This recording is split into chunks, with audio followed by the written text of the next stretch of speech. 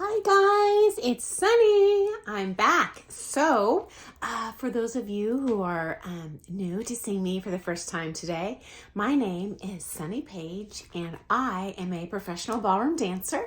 And I am here today to give you kind of the background secrets on what goes on in the ballroom dance world behind the scenes in the new Bravo TV series, Dancing Queens. So I'm going to kick off with our season finale, long awaited. This is season 1, episode 8, so the kind of grand finale. So first I'm just going to give you my overall perception of some things I saw in this episode that I thought were interesting. Number 1, I really strongly dislike that all these seasons characters are suddenly presuming where they're going to assume. And I think it's a really dangerous perspective to approach fun as a competitor. You're only as good as your results today. And I think some of these ladies are resting on their laurels now and dancing under the assumption that, well, I won this last comp, I'm going to win everything. And that's not really how competitive sports work. You know, even the team that wins the Super Bowl doesn't win the whole series. Dancing is no different. So this comp we see, this final episode, is their biggest one so far. So competitions do come in a variety of shapes and sizes, and they're all over the world, all over Canada, all over the United States. Some of them are quite small. Those are unsanctioned events. You might even just have one couple in each category. Others are large. The largest Pro-Am comp in the country is in Columbus, Ohio. It's called the Ohio Star Ball. You have probably seen video from that on PBS's ballroom dancing show. So anyway, and another overall thing I've noticed in this series that I dislike, and I think this is a misaccurate, well, it's not even it is absolutely inaccurate. They use canned music and they film that over the real music that they play at the comps. And there's a reason for this. I know this having previously owned a dance studio for many years. When you play this recorded music, you have to pay this group called ASCAP a fee to play those songs. And as a dance studio, I can't remember what my fees were, $500 a year, I can't remember, but I'm sure a national TV show has to pay a huge amount of money to broadcast these shows, these songs on their show. So they just play this crummy canned music. I promise you, if you go to a real ballroom dance comp, the music is awesome. And there's a lot of modern songs. You'd be shocked at how much music you love and know. So I think that's an unfortunate thing on this series, because I think that the music they play makes it look so boring. And that's not what happens in real life at all. Okay, so this final episode, they kick off in a bar scene where all the competitors convene, them and their pros in the bar in the hotel where this competition is hosted. And this is legit and real. We all have friends that compete and we hook up at the comps. We have meals together. We like to talk. We have this common passion. So we like to get together and chat at all these comps. That's our friends. I did notice Leone and her partner Coista were the only cast members that weren't there. And this does not surprise me because Leone seems like the only one that really legitimately prioritizes her family life. So I'm assuming she's going to fly in a little bit later to minimize the amount of time she's away from her daughter and her husband, which I love. I do think it's important to have many priorities in your life, but personally, I like to prioritize my daughter and husband as well. Next, as you know, I love myself some Gael. And one of the things I love about this character is she is one of only 2 people, including Leone on this show, who's willing to stand up, albeit in a more subtle and classy and intelligent way, towards Sabrina's bullying. And I don't know if I'm hoping you watch this episode along with me. I don't know if you noticed in that bar scene, Gael kind of pokes the bear at Sabrina and says, oh, Yeah, I noticed you're fighting a lot with your pro. I wouldn't, put up with that. I thought that was hilarious. I love that Gael did that, and I think she's spot on. As you know, I dislike Sabrina a lot. She is so horrible on this show. I can't help but wonder if she's faking it to get more camera time. It's just stunning to me. I don't like that she throws shade at Leonie in the bar for not telling her that Leonie's coming to the comp. And this is just 100% fake.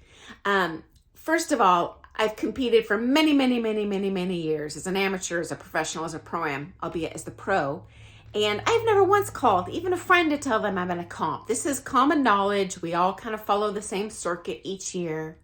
The entries are all published ahead of time online on the comp website. Before the comp, all of us go on to that website and look at, okay, how many people are entered in our category? Who are we up against so we can strategize? So Sabrina knew full well that Leonie was going to be there. And in my opinion, she brought this up knowing that a lot of the viewers are not ballroom dancers and they would just buy into it and think that Leonie's a jerk. And this is just fake. And Sabrina is just being super duper catty and misleading. Okay, next up, Sabrina and Stas. So, Sabrina is the bully and she argues a lot with her partner Stas. Okay, super fishy. Something's wrong here. It's very strange that Leonie brings Sabrina's new costume to the comp. This would be extraordinarily rare. Not that you wouldn't bring a costume for someone if they forgot it or something, but as a real dancer, you always test run your costume ahead of time. You try it on before the final fitting because inevitably there are costume snafus. And I have many hilarious, scandalous ones to share with you. I don't have time in this video. If you want to see that, I'll post separately. But this wouldn't happen in real life. My suspicion is, because Leonie brought the costume, and we know I've shared in previous episodes, Leonie's costumes are likely sponsored by this lady. They're probably sponsoring all the characters, and they're just pumping out costumes every week, so they got it done late, and they have a contractual obligation to wear this thing at each comp to advertise for this dressmaker. So is what it is. Very fishy to me. It wouldn't happen in real life. Okay, next up, we have Colette and her new partner, Alex. I don't like, Colette as well approached this pretty arrogantly and basically said, oh, Pooja's not my competition. And she didn't know that 2 weeks ago at the last competition. So once again, we have a character who's resting on her laurels. And again, like any sport, you're only as good as you place today. And each day might be different. We're not a Ford automobile. We are a human body and we have a human mind. So I think that's really arrogant and risky to approach as a competitor that way. I do love that she is performing so well and better each episode with her new pro. She's only been dancing with Alex a few months since her former partner Christian dumped her for Pooja. And I love that she's gaining confidence in her new partnership and realizes, oh, you know what? My world hasn't ended now that Christian is dancing with someone else. And I can continue to grow and improve and be a beautiful dancer with another pro. Next up, we have Gael, who I adore. She's the one with the French accent, and her partner, Nino. So I'm so excited. This is the first episode. We've been able to finally see her dance. She's appeared in each episode, just kind of in voiceovers, talking to the people who have been competing. And the excuse the show used was, well, her pro is in Blackpool. And Blackpool is the most prestigious pro comp in the world. And that is true. He has been there, this year. But the show was misleading. The real reason, that she hasn't been, dancing is she took some time off because she just had a baby. And this is her first comp kind of back on the comp circuit. I don't know why they have not shared that in the series, but you heard the scoop here. Anyway, I love seeing her dance. I think she's a beautiful dancer. And she danced amazing in this show, especially after taking quite a bit of time off. until her baby was a toddler. And I hope she appears next season because I'll bet she gets back on the horse and gives Sabrina a run for her money. And I would love to see her crush Sabrina because Sabrina's a meanie and I don't like bullies. Now, something I haven't revealed, my last episode I posted on YouTube, I talked about some kind of background on all of these dancers and their pros. And what I didn't share with you about Nino that you might find to be interesting, Nino is Gael's partner, is that he is by far the most elite of the professional dancers that they feature on this show. And basically, you get what you pay for in dancing. The better pros tend to be more expensive. There are some crummy social pros that charge people up the wazoo unethically, but I guarantee she's paying a pretty penny to dance with Nino. He's number 3 in Italy. He's number 3 in the world in the Latin, and that's her pro partner. And as I shared with you a couple days ago, Gael also has a $70 million home on Park Avenue. So of all the ladies there, I'm sure she can afford to pay whatever Nino is charging her. So, hey, props to her. No wonder she's a gorgeous dancer. I'm sure he's an amazing coach and she's learning a ton and she probably can afford amazing visiting coaching as well. Anyway, Pooja and Christian. So Christian is the one who dumped Colette to dance with Pooja. And the show presents her as, she just came into this a few months ago, but as I shared with you, she's actually been doing Latin with him for 2 years. So this has not been her first rodeo.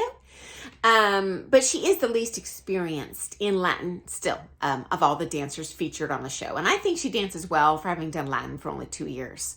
I believe she's done rhythm, which is a related style, for 10 or 12 years before that. So she is pretty experienced. Anyway, what I was really surprised to see was kind of a reveal on the finale is her son showed up. I didn't even really realize she had kids. And I really respect that she has not featured her children like Sabrina has. It's kind of like the Duggar family. I personally would not find it to be ethical to capitalize on my children's image. And my daughter wants to start her own YouTube channel. She knows I do this, and I've told her, hey, when you're an adult, do what you want.